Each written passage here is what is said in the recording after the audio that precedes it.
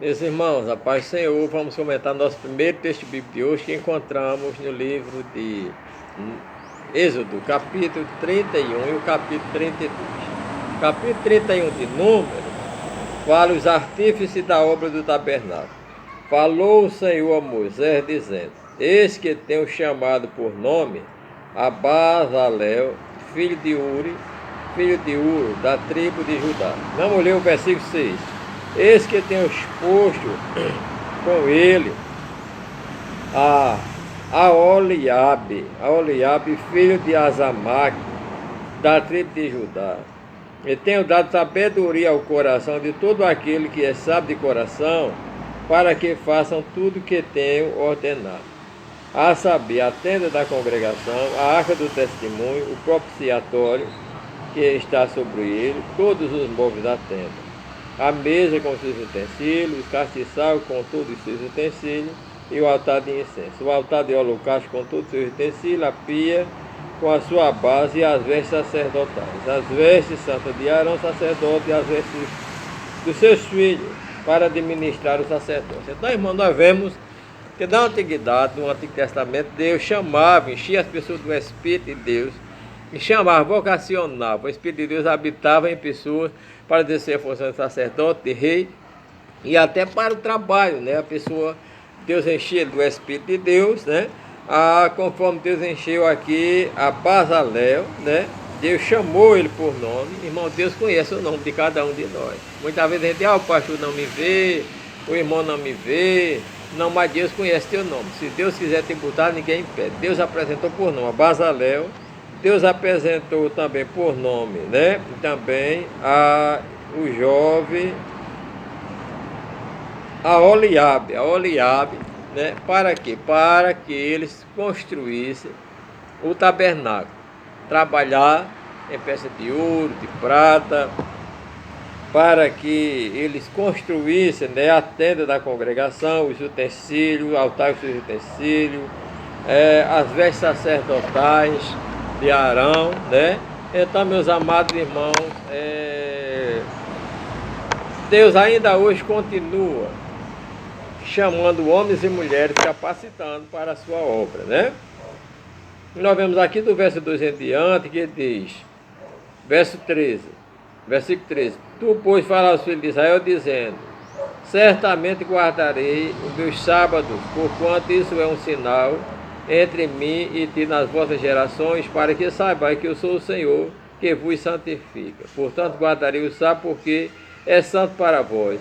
Aquele que profanar certamente morrerá, porque qualquer que fizer alguma obra naquela alma será estipado. Então nós vemos a determinação de Deus. Aqui era um concerto entre Deus e Israel, não era um concerto de Deus com as nações pagãs, era um concerto de Deus, né, com Israel. E a Bíblia diz que aqueles que fizessem qualquer obra, serviço naquele dia, certamente morreria, não é? Então você vai ver no versículo 17 que diz que era um concerto entre Deus e Israel, não era um concerto para os gentios. Jesus teve muito questionamento com os fariseus, que eles queriam obrigar Jesus a guardar o sábado, e não somente guardar, mas também não fazer o bem, não curar, ressuscitar mortos, como Jesus fazia, né? Jesus disse a eles que o sábado foi feito por causa do homem, não o homem por causa do sábado.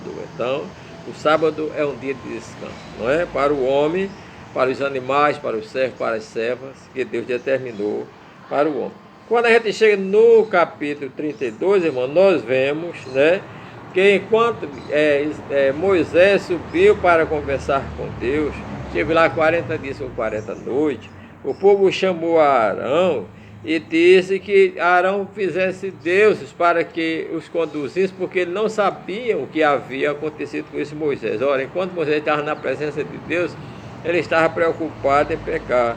Então nós vemos que Arão mandou que eles arrancassem da orelha dele, os pendentes, né, que estão nas orelhas das mulheres, das vossas filhas, né? E eles trouxeram, e Arão fez dele um bezerro de ouro, e nós vemos que eles se prostraram diante daquele bezerro e disseram: Eis aqui o nosso Deus que nos tirou, os deuses que nos tiraram da terra do Egito. Então nós vemos aqui que Arão disse a eles que no dia seguinte era dia de santificar-se, e eles se santificaram, né? Quer dizer, mas servindo a uma imagem de escultura, servindo a um Deus semelhante ao Deus que ele via, o bezerro que tinha lá no Egito, que era adorado, né? E nós vemos que aí eles se prostraram, levantaram para comer, para folgar, né? E houve grande alarido lá no arraial e o povo se corrompeu, se prostituindo diante do bezerro de ouro, adorando Deus. De repente Deus disse a Moisés: Moisés, o povo que tu tiraste do Egito tão depressa se desviou. Eles fizeram um bezerro e estão prostrados diante dele. Então o Senhor disse: eu conheço que esse povo é obstinado. E Deus pediu a Moisés, o versículo 10, deixa-me agora, no meu furor que se acenda contra ele, consuma, e tu faria de ti uma geração. Irmão, Deus queria consumir o povo. Eu vou matar, Moisés, o povo, eu vou fazer de ti uma nação bem melhor e mais grande. Mas Moisés suplicou ao Senhor, Moisés orou que Deus não matasse o povo, não é? Porque disse que Deus tinha tirado ele com mão forte, que os egípcios iam falar de Deus, dizendo que Deus tinha tirado ele do Egito para matar, que Deus não podia guiar aquele povo, que Deus se lembrasse do concerto que Deus tinha feito com Abraão, foi também muito forte isso que Moisés explicou a Deus, de sorte que Moisés apaziguou a ira de Deus, e Deus disse: Moisés, eu não vou matá-lo conforme o teu pedido, porém, no dia do meu julgamento, eu vou trazer à tona tudo o que eles fizeram. Então Moisés desceu do monte, desceu com a tábua da lei na mão, e quando Moisés chegou lá, viu alarido de pessoas, festa, né? E nós vemos que o moço de Moisés disse que havia alarido lá nas tendas. Então Moisés disse que não era alarido de guerra, não era alarido de vitorioso, mas sim alarido dos vencidos. Eles tinham sido vencidos pelo Deus do Egito, né? O bezerro de ouro. E nós vemos que aí Moisés acendeu a ira de Moisés contra ele. Moisés pegou aquele bezerro de ouro, quebrou. Moisés pegou aquele bezerro de ouro que tinha feito, queimou no fogo e moendo, aspergiu, não é, sobre ele, e misturou com água e deu ao povo para beber, para a vergonha dele. Vocês querem saber esse Deus? Agora vocês vão beber a água dele para você ficar escandado, não é Deus, é com desculpa a expressão, não é? E nós vemos, meus amados irmãos, que aí o povo de Israel estava nu, né? E Moisés disse agora, chamou o povo e disse ao povo que ele tinha pecado, que Arão tinha despido, o povo estava nu para a vergonha dele. Já pensou, irmão, o povo estava nu, despido para a vergonha dele. Então Moisés chamou aos homens de Deus e disse assim: quem é do Senhor que vem a mim? E nós vemos que aí chegaram, né, irmão, os sacerdotes, e Moisés mandou que o sacerdote, né, matasse, cada um matasse o seu pai, sua mãe, seus irmãos, todos aqueles que se haviam se prostrado, não é? Então nós vemos, os filhos de Levi, foi a tríplice que se uniu a Moisés, e eles mataram, cada um põe a sua mão sobre a sua coxa, e passar e tornar um arraial, né? E mata seu irmão, cada um seu amigo, cada um seu próximo. E os filhos de Levi fizeram isso, de sorte que naquele dia morreu mais de 3.000 pessoas, meus amados irmãos. Nós vemos que infelizmente é isso que o diabo faz, leva o homem ao pecado, depois leva o homem a morrer e afastar o homem de Deus. Assim a ira de Deus foi apaziguada, né? Porque os 3.000 homens morreram naquele dia, não é?